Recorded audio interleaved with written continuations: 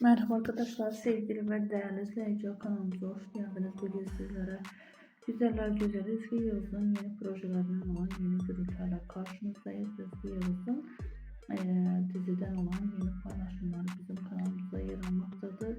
Ezgi Yıldız'ın yeni özel güzel fotoğrafların devamı gelmesini istiyorsanız kanalımıza abone olmayı unutmayın. Buyurun videomuzu izlemeye.